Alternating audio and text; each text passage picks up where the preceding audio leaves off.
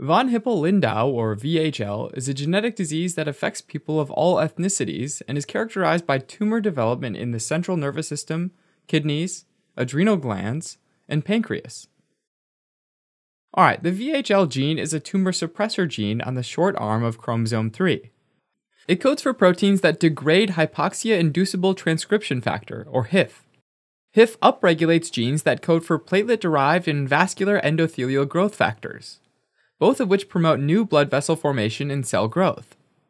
In VHL disease, this tumor suppressor gene is mutated, which increases HIF, PDGF, VEGF, and ultimately the risk of tumor formation. VHL disease is about as common as Huntington disease, happening in 1 in 36,000 people. It's inherited in an autosomal dominant pattern, meaning that a VHL patient has a 50% chance of passing it on to each kid they have. 20% of VHL patients have a de novo or new mutation, meaning they're the first VHL patient in their family. Alright, the most common tumor type in VHL is hemangioblastoma, a benign blood vessel tumor happening in about 60% of VHL patients.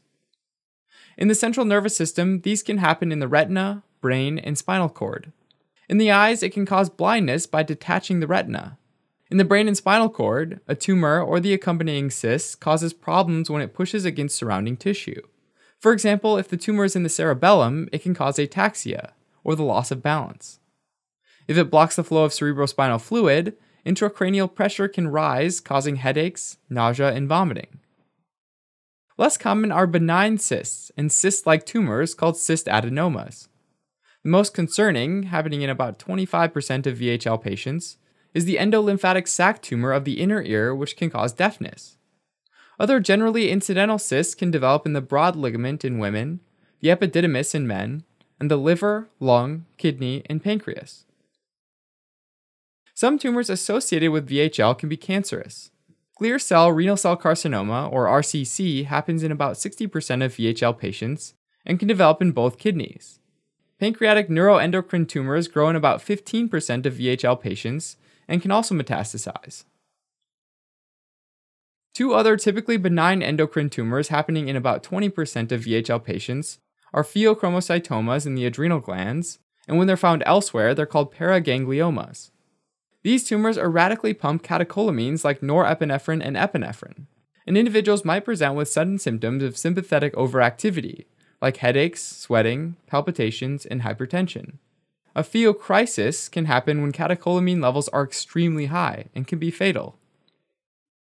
VHL patients on average develop their first lesion by their mid-20s, but the age of onset varies with the lesion type.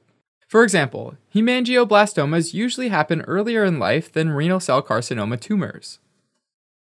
Not every VHL patient will get every type of VHL lesion, but they'll almost always get at least one. And since new lesions can develop repeatedly in the same organs, regular surveillance is crucial for improving quality of life and lifespan. Treatment recommendations are designed to preserve the function of the organ, and again depend on tumor type. For example, if you surgically remove RCC every time it appears, even when it was small and asymptomatic, VHL patients might quickly require dialysis.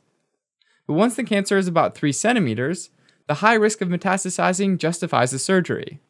Retinal hemangioblastomas, however, should be treated when found, because each laser treatment does not cause appreciable vision loss.